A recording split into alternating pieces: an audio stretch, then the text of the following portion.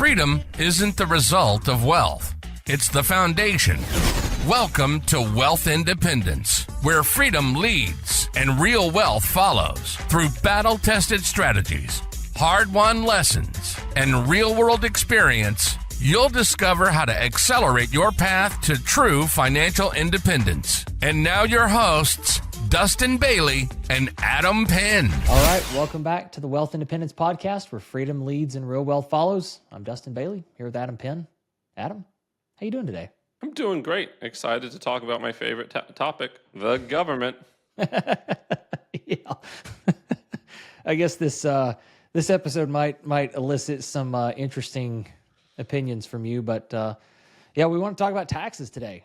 So it's going to be tax time. If you haven't already filed yours, I guess probably got another month or so left, depending on exactly when this goes out. But or who knows, maybe you're waiting on K1s and you've already filed your extension because you know you're not gonna get it by the 15th. So totally fine. But either way, we just want to talk about it because I think even among successful and very wealthy people, there's a big misconception about taxes and what taxes are, and the why you have to pay them, and the sort of just the entire thing around that. And I don't want to say what I just said and it be implied that you don't have to pay taxes, but there's definitely this misconception around the more you make, the more you have to pay in tax, and that's completely broken. And so we want to talk a little bit about that today. And I mean, I guess I can just start right in on it. I mean, that was one of the things that working in tech, I heard that so much, right? Like we started having, after Segment was acquired and, we had, our stock options had liquidity. Some people would complain about, tax burden this year is really bad. And I can't tell you how many people I heard say, well, that's just the way it goes. The more money you make, the more taxes you have to pay. And everyone's like, well, yeah, that's true. And, it's just accepted wisdom, right? And I think about a story that Brad Sumrock tells about the 3 levels of wealth or something that he used to think, which was you make $1 million or you have $1 million net worth, then you make $1 million in a year, and then you pay $1 million in taxes. And he tells this story that he was saying that to somebody else on the Real Estate Guys Investor Summit one year, and Tom Wheelwright was next to him and was like, "You should never do that." That's wrong. Don't brag about paying 7 figures in taxes. You're obviously doing something wrong. And so this entire idea, this just goes completely against traditional wisdom, right? Everyone just assumes the more money you make, the more taxes, or the more you have to pay in taxes. But when you actually understand what the tax code is, you realize that, okay, if I just don't look at it as this thing that's out there that's designed to be this method of government oppression, which, Adam, I'm sure you've probably got some thoughts on that. But if you look at it more as our friend Tom Wheelwright likes to say, it's a playbook, right? It's literally this rule book that tells, it's really simple at its core. And the way Tom explains it is that there's effectively 2 rules. It's all income is taxable unless we say it isn't. And the main body of the tax code is all the ways that stuff that is not describing taxes that you have to pay, but how you don't pay taxes or things that are exceptions to that rule. And so if you simply follow what the government says and the things that they incentivize and literally just follow the tax code as a playbook, then that's how you avoid owing taxes. And it's not illegal. It's not doing, shady things. It's literally following the instruction manual that is provided by the government. And, we can get into all the reasons for, why the government incentivizes certain things and some of the philosophy behind that. But that's really the core thing to understand is if you take a step back and just realize that if you play by the rules, then it's very, very possible to not owe anything in taxes. And I think, Adam, I'll kick it over to you because you're a little bit of a living example of this. Well, I think one thing to kind of start off with that jogged in my mind when you were talking there is that the tax code is a playbook for things for exemptions, essentially, right? Ways that you shouldn't have to pay tax. So if you invest in this, or you own this, or you do this, then you get a deduction, or it's tax exempt. And that sounds really complicated, right? I think most people, especially a W-2 income earner, is going to sit there and be like, well, I don't have time to learn all that. And so I think that comes down to having a really good CPA, having a really good tax professional that you trust that understands the tax code. Whereas I think a lot of people use a CPA or an EA that just takes the numbers and puts them on a sheet, right? And that's why TurboTax is so popular, right? Because all it does is take the numbers on the government form and put them on a different government form and then mail them to the government. This is what you owe. Uh, but if you want to understand, nowhere in that process is it going to outline, well, what if you did this? Or what if you owned this business? Or what if you invested in this instead of that? Right? TurboTax doesn't do any of that.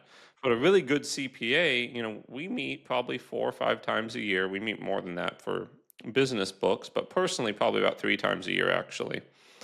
And we will go through and say, okay, well, 6 months into the year, we think we're going to make X number of dollars.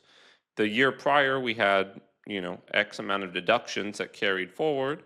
And so we will subtract the two and say, okay, well, we still are left with a taxable income of, let's say, $100,000. And if you're like, okay, well, I think I'm not going to make any more money this year. Let's just say it's, halfway through the year and you've already planned out what you think you're going to make, and you need another $100,000 of deductions, then you need to figure out, or in my mind, you need to figure out what you're going to do to make that tax exempt. There's a lot of different ways to do it. You can do it through real estate. You can do it through all these other oil and gas plays. Some people say they can harvest losses on stock portfolios. That's just realizing a loss. That's not a tax strategy. You're just losing money there. But I think that it all comes back to having that good professional, right? Me and Dustin are not CPAs. We're not tax professionals. None of this is financial or tax advice. I'm sure our attorney would like us to add that there. But we have good professionals. Just the other day, Dustin was on a call with our CPA because I missed it because it was my birthday and I totally forgot that we had scheduled a call at 2:30.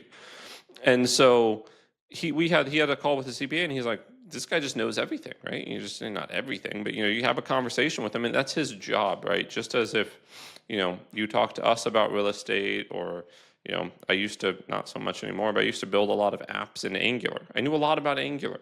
That doesn't mean that everyone else knows something about it, or the guy using the website knew the front end framework that it was built on. But when you find that professional that does understand it, then you're able to kind of build off of that knowledge and understand what direction you want to go while someone else deals with the technical details behind it. Yeah. I think that's a really good distinction you drew between, TurboTax likes to make a big deal about, we find all the deductions you're eligible for. And, we ask you this series of 100 questions to figure it out. And even if you're not using TurboTax and you're using a CPA, like there's still a difference between we're going to complete your returns based on your current information versus we're going to change your information, right? And this goes back to Tom Wheelwright's, one of his popular sayings is, if you want to change your tax, you have to change your facts. And that's really the key difference between someone who's simply going to prepare your tax returns versus a CPA or someone that's going to act more in that tax strategy capacity. Because Adam, that's exactly what you were describing, right? It's like, okay, I know we're sitting here planning out, we've got 6 months left in the year, probably going to have this taxable burden. How can I change my facts for the rest of this year such that becomes non-taxable anymore? And that's really the question, right? It's not about, is there some hidden deduction somewhere else that I didn't know that I was eligible for? It's like, no, we're going to pivot and change strategies or go do something different or make an additional investment or do something else, very intentionally and specifically designed to, again, incentivize the way the government wants. But the reward for that is, okay, well, now I've just made more income non-taxable. And I think, a good example of that is when I had a W-2 job, I was still earning income, and there's not a whole lot you can do to offset that. Yep. But there's a thing called real estate professional status. If you're not familiar with it, Google it or schedule a call with us or talk to your CPA. But essentially, it allows you to translate passive real estate losses into active deductions. It says, real estate is your full-time business.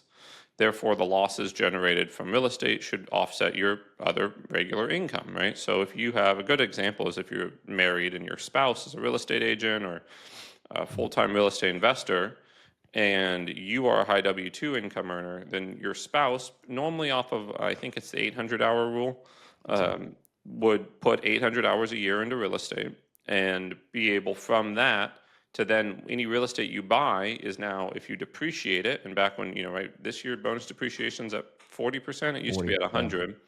But let's just say, bonus depreciation, maybe it comes back to 100%.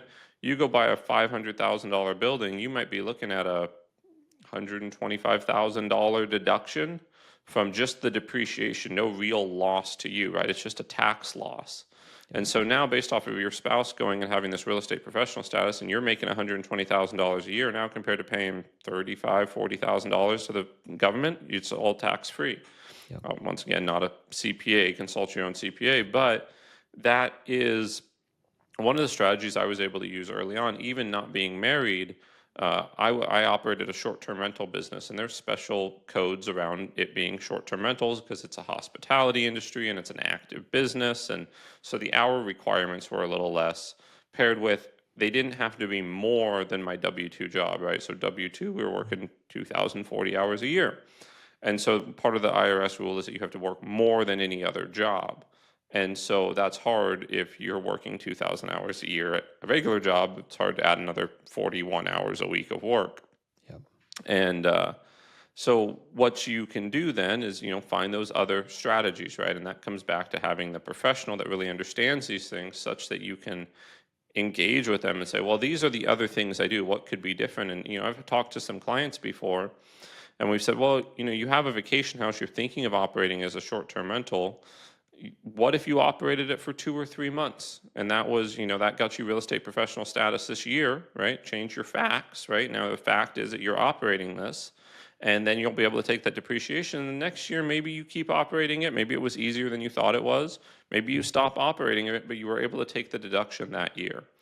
So all those different things, but I think really those strategies have led me to the ability that I haven't had to pay income tax in about 5 years. Since 2020, I think, was the first year. And I was able to completely offset my W-2 income and any other earned income. So we have paid last year, I think, now it's not completely true, and my CPA advised me not to do this, but the last year we had a $300 tax bill. And he said, well, we could get rid of it, but we'd have to burn $40,000 of depreciation to do so. And I said, well, that doesn't really seem worth it.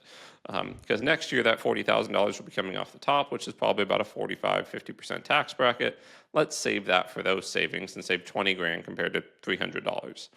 And it's important to say, a lot of times when I bring this stuff up or we're talking about saving taxes, or really the statement that, hey, I haven't paid any tax in the last 4 years, I'll have people be like, well, I haven't either. But what they mean is they haven't had to pay more in tax time in March, right? They haven't had to add to what was already deducted from their paycheck. Whereas what we're talking about is there was no income withheld and there is nothing due. Or if there was anything withheld, 100% of it comes back. When I was still a W-2 employee, I checked the box on I think it's a W-9 that said tax exempt, right? So they would not withhold any federal or state income tax. State's a little harder, I think, but we'd get it back. They wouldn't withhold any federal income tax from my paycheck, so it came to me every month. That's, again, another very important distinction. I'm glad you made that. Like, yes, this is not, oh, I prepared my return and I still owed a little bit of money and had to send it. It's like, no, the actual total amount of money owed, which, you can get into the fact, I think there would be a lot more people to be upset about taxation if there wasn't paycheck No withholding, withholdings, right? they're just Like, due at the end of the year. Exactly. Like you would, if you were cutting a check to the government at the end, or even at the end of each month for whatever was owed, you'd be a lot more upset about how much you're paying in taxes. And the point is, like, Adam, what you're saying is your total liability. So it's like even including things that would have been paid in on your behalf had you done that, it's zero. The liability was zero. And that's the big thing. It's not just like, well, I had to pay a little bit extra, but and then usually if there was anything that was paid in or was withheld because you couldn't control it or whatever, then you get that refunded at the end of the year because you didn't know anything, and now you had this overage. I think that's, I'm glad you mentioned that. Another thing that I think is interesting to kind of go on is, as things evolve, there doesn't have to just be one strategy, right? So last year I used real estate depreciation, but real estate depreciation's a little bit lower, right? So we're at, and the depreciation schedule is very long, right? So most of it's going to be 15 years, and you can accelerate some of it. If you do a cost segregation, you might be able to get some of it on a 5-year schedule. But if you just stuck with the regular, IRS depreciation schedule for a property, it's 27.5 years and 35 years for commercial. So you would only be getting that value over 30 years versus a lot of times we will pull that forward either through bonus depreciation, or we'll do what's called a cost segregation study. We'll be able to take more of that up front. So we're not going to dive into all that, but my point with that is there's more strategies you can use. And last year, I think outside of just regular business deductions of expenses that the company actually incurred, we had an oil and gas investment in 2024 that will give me a personal deduction. I invested as a general partner, so I will be getting a deduction off my active income. We had, if I haven't already said this, we had real estate that will give us depreciation. And then one thing I did towards the end of the year is I was talking to a buddy that had been buying some tractors in Colorado, and he'd been renting them out. And so I bought a tractor at the end of the year. It was a $60,000 tractor, and I was able to rent it out. Right now, it's rented out monthly at I'm paying on the loan payment $610 a month, and I've got it rented for almost $700 a month right now. Not a huge amount of upside. They're responsible for the maintenance and repairs. So that was signed into the lease, and they rent for about $400 a week normally. So this was just an easy way. I knew someone that needed one. I said, okay, I'll go ahead and rent it out to you. They couldn't afford the down payment and the purchase on it. So go ahead and do that, rent it out, and then I get the deduction from that equipment that I bought. And now we are able to rent it out and have positive cash flow of just under $100 a month on it. That's an awesome story. And I think it illustrates another point you made to where like the strategies should be very much aligned with your current situation, right? Like every strategy is not always going to make sense for every tax mitigation type situation, right? And a lot of that's going to be based on how you make your money. If it's almost all W-2 income, then real estate depreciation is not going to do much to offset that, right? If you're looking at a lot of capital gains, well, then that's a different story. And so you end up in different situations where, again, based on the composition of the income that you're trying to offset, that can very significantly change the potential strategy that you might leverage. The one thing you mentioned the real estate professional status earlier, and that's something that I think, especially through like 21 and 22, you saw a lot of the TikTok influencers that were pitching the different ways to get this, and like, oh, write off all your W-2 income and you can effectively cheat the government and do all this stuff. And again, we definitely there's a lot of like really bad tax information out there. And so just because if you're like, oh, I saw someone on TikTok talking about real estate professional status, I'm going to go do that. Talk to your CPA first. And if you don't have a CPA, like find one. We can make some recommendations. We can kind of point you in the right direction. If your CPA doesn't know what real estate professional status is, find a new CPA. Yeah. And that's another good point too. I've experienced this personally where I have outgrown CPAs, right? Like I started off, I felt confident enough to do my taxes were simple enough coming when I just was out of school, could do them in TurboTax, no big deal. Then eventually got to where it was like, okay, my time, it's a little bit more complicated. I could still do it, but my time's worth more, so I'm going to pay a CPA. But then you eventually reach the limits of what that CPA knows or what they're familiar with. And so even like, don't fall into the trap of like, well, I asked my CPA about that and they didn't know about it, or they said that won't really work. Get a second or a third or maybe even a fourth opinion. Because really, like we've talked in a previous episode about aligning yourself with people and getting around groups of people who are where you want to be. Like that also includes your advisors, right? Your own professional advisors need to also be geared to support not only where you are now, but where you want to go. And it's very easy to outgrow a CPA, like especially this sort of transition. If you've never really invested in private placements before, you start getting K1s. You get a lot of CPAs that are like, well, I remember learning about that when I studied for the test, but like we never really see those that often. And so like when you start getting into some of the things that I think, Adam, you and I probably wouldn't consider that advanced, but we run into CPAs all the time where like they never deal with that. They don't know how to deal with it. They know what they learned when they were studying for the test and what they can quickly Google. And you can't really rely on someone like that to give you good advice and good strategy for, how to mitigate taxes. They might be able to help you with the compliance situation you've got, but again, that's really no different than TurboTax saying, "Hey, we think you're eligible for this deduction." Like, it's not really a strategy. And so it's definitely important to make sure that if you start feeling like you're outgrowing your CPA, it's a sign you probably are.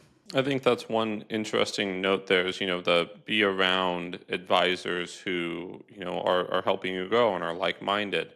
And that's something that if you end up in we talked, like you mentioned, we talked before about mastermind groups, and there was a member in a group that we were part of who joined, and he was making, I don't know, I got to guess, $500,000, $700,000 a year, and he was paying a lot of tax on it. And then not just one, but multiple other members are like, "Oh, you got to do this or got to do that." And all of a sudden he bought 20, 30, 40 rental homes and was paying no tax. And now he's got all these other income streams, right? And it starts to become a problem, right? If you start making enough money and you find what to invest in that makes money, right? Once again, we're not just trying to take a loss to offset the tax, but find other things that generate income. It snowballs, right? You're not paying tax, you have faster income, you are able to save more of your cash that you earn, you're able to reinvest that into more cash flowing, tax beneficial investments. No, it's an excellent point. And that is funny when you start getting around other people, and you get around the right type of people, and you start learning these things and stuff. Whether it's you get around a group because, oh, I want to advance my business, and then you learn that you've been doing your taxes all wrong, and that there's been paying way more than you ever should. So it just further underscores that. I think one of the other pieces that I want to address, I've heard this a decent amount when I was in tech, but it was just that I think some people will get the idea that there's a moral obligation to pay taxes. And I agree that you should pay what is owed, but I don't think that there's anything morally wrong with following the government's playbook to not owe a lot or anything in taxes. And I think, each person, I think, will have to kind of come to their own conclusion about this. But, the idea here is not doing things to avoid some sort of, like, again, a moral obligation. I feel like if I can do things that are aligned with what I want to be doing, then I'm going to go do that. And the flip side is I'm going to get to keep more of my cash. Well, and I gave a presentation one time, and we were talking about taxes, and someone walked up to the front of the room, or maybe just yelled it out from the audience, and they said, it's essentially, like you said, your obligation to pay tax to fund essential services. I'll hold my tongue on most of that, but I will say that if you pay zero taxes, and just say you made $1 million a year, and you were going to pay $500,000 of tax, which is about what you pay if you lived in California, and you were able to pay zero tax, and you still had $500,000, I've got kind of a two-part here. That 500, you could go give to whatever entities you felt needed funding directly to the entity, and it wouldn't have to funnel through some horribly inefficient government entity.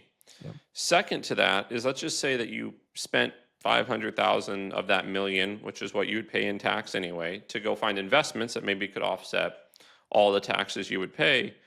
Those investments could be housing, right? It could be low-income housing, which maybe that's the thing you're thinking should get funded, and that goes back to why the tax code exists, is to do the things that the government maybe should be there to do, or that our society has deemed the government should do, but for the private sector to do it much more efficiently. That's exactly where I was going with this. I think that's some of the mindset view that you have to have is like, okay, well, there's the reason that the government provides these incentives is not to make the rich richer, or because wealthy politicians decided that they wanted to help their friends out. Like, it's really to incentivize the private sector to do things that they can do more efficiently than government can, which is most things, but at least it's roads, hospitals, houses, medical.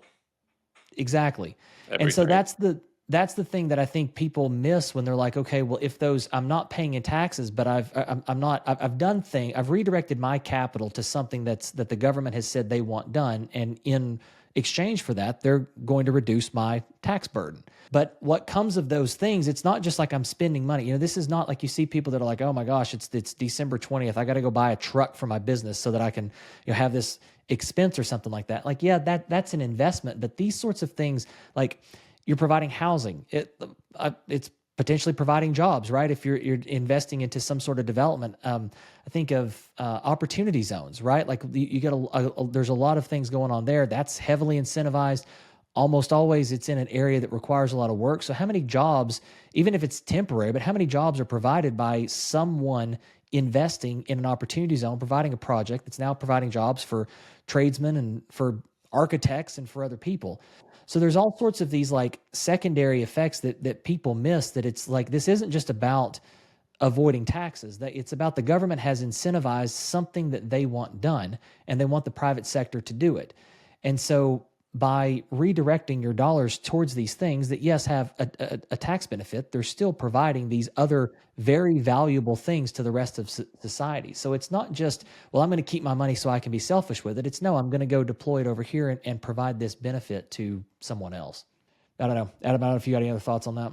I don't think I have much. If people are interested in a CPA recommendation or talk more about this, feel free to reach out to us. Yeah, absolutely. I know this can be somewhat of a controversial topic, and in several ways, right? Again, you get, some people will make the moral argument, but then also if you've never been exposed to this, and you've always just accepted the idea of the more money I make, the more taxes I have to pay, this can be a little bit of a reset.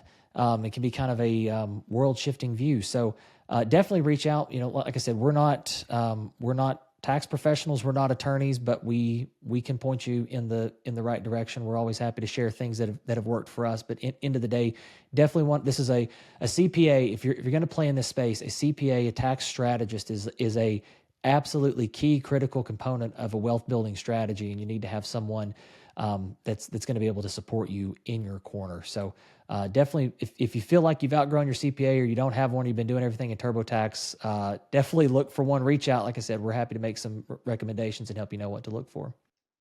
But Adam, if you don't have anything else, we can get on out of here. I think it's time to go. All right. Well, everybody, thanks again for joining. Always happy to have you here. Reach out. Like I said, we got contact information on the website, wealthindependencepod.com. But we appreciate you being here. And just remember, where freedom leads, real wealth follows. Thanks, everybody. Thanks for joining us on Wealth Independence. This show is for informational purposes only and is not financial, investment, legal, or tax advice, and does not constitute an offer to buy or sell securities. All investments carry risk, and investors should always conduct thorough due diligence and consult with qualified professionals before investing. Until next time, remember, freedom leads and real wealth follows.